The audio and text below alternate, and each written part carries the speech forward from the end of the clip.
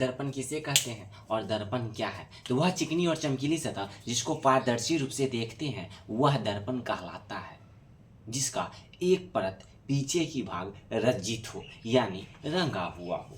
यानी कहने क्या है, वह चिकनी और चमकीली सतह जिसको नियमित रूप से यानी सही नियमित रूप से प्रकाश को परावर्तित करती है, प्रकाश को परावर्तित करती है, साथ ही जिसकी एक सतह, मैंने पहले भी बोला था, एक सतह रज्जित रहती है, वह दर्पण कहलाता है। वह क्या कहलाता है? दर्पण कहलाता है। अगर शॉर्ट में बोलना हो तो डायरेक्ट बोलेंगे वह चिकनी और चमकीली सतह जिसको पारदर्शी रूप से हम देख सकते हैं, पूरा प्लेन हो, देखते हैं। एक और अगर फेस अगर दिखलाते हैं तो 1 लाख मरता है। कहने का मतलब नेक्स्ट व्यक्ति के बारे में बोल रहे हैं। एकदम ब्राइटनेस हो, चिकना हो, तो चिकनी सतह को क्या बोलते हैं हम? दर्पण। चिकनी सतह को क्या कहते हैं? दर्पण।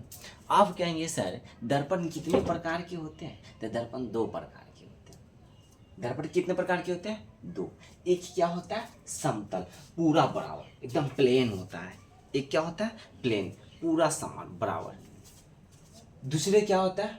परवलिक दर्पण, जो पूर्ण रूप से गोल नहीं हो, टेढ़ हो। देखिएगा बुढ़ाऊ लोग को अगर दर्द कमर में हो जाता है ना तो टेढ़ होके चलने लगता है, पूरा टेढ़ होता है, या कमर धैले रहेगा, ऐसे करके जा रहा है, लगेगा कोई पीछे से धकेल रहा है कमर की तरह।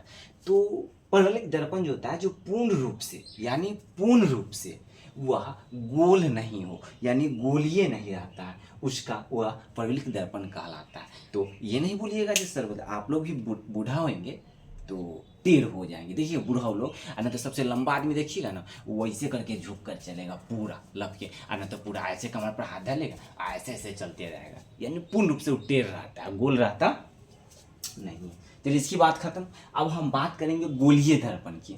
तो हम गारंटी लेते हैं कि विश्व में आपको ऐसे कोई नहीं पढ़ाया होगा गोलीय दर्पण। तो गोलीय दर्पण क्या है, इसका डिफिनेशन हम लिखे नहीं, आसान भाषा में देते हैं। जो आंतरिक भाग खोखला हो, गोलीय दर्पण, ये गोलीय दर्पण है, इसका आंतरिक भाग क्या हो? खोखला हो। तो कहेंगे सर इसका एग्जाम्पल क्या है? मेरे हाथ में तो कुछ नहीं, लेकिन आपके पास भी वो एग्जाम्पल है और मेरे पास भी वो एग्जाम्पल है, लेकिन पता नहीं है गोलीय दर्पण का मतलब क्या? आंतरिक भाग क्या हो? खोखला हो। देखिए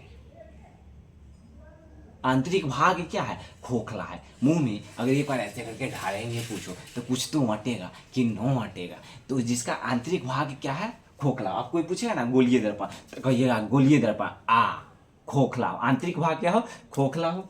आप कहेंगे सर जब गोलीय दर्पण का उदाहरण ये दिए तो अवतल दर्पण का भी उदाहरण देंगे क्या? हमके सवाल कीजिए सर उत्तल दर्पण का भी कोई उदाहरण दीजिएगा। हम कि बिल्कुल दोनों का एक यूनिक देंगे जो मार्केट में चलता हो रनिंग के साथ। तो कहेंगे अवतल दर्पण जिस दर्पण का परावर्तक सतह धंसा हुआ है, जिस दर्पण का परावर्तक सतह क्या हो? धंसा हुआ। देखिए हाथ का तरत्ती बीच में धंसा रहता है ना, यह हो गया आपका अवतल दर्पण। ये धंसा हुआ भाग को क्या कहेंगे? अवतल दर्पण। देखिए यहाँ कुछ धंसा हुआ है तो इसको कहेंगे अवतल दर्पण। तो कहेंगे सर छोड़ दीजिए अब उत्तल दर्पण का आंसर हमको पहले से मालूम है। तो कहेंगे क्या सर? तो उत्तल दर्पण क्या हो गया सर? इसका भाग उभरा हुआ हो। देखिए ये कुछ निकला हुआ है, इसको हम बोलते हैं उत्तल दर्पण। जिस दर्पण का परावर्तक सतह उभरी रहती है और केंद्र की विपरीत रहती है, इस पर पानी धरेंगे तो एनहू टहल जाएगा, एनहू टहल जाएगा, एनहू टहल जाएगा, एनहू रुकेगा नहीं। तो ये उभरा हुआ है, ये टीला निकला हुआ है। बौद्ध भगवान के एक टीला बना रहता है ना ऊपर स्तूप, ये टीला है, तो यहाँ पानी तो रुकेगा नहीं।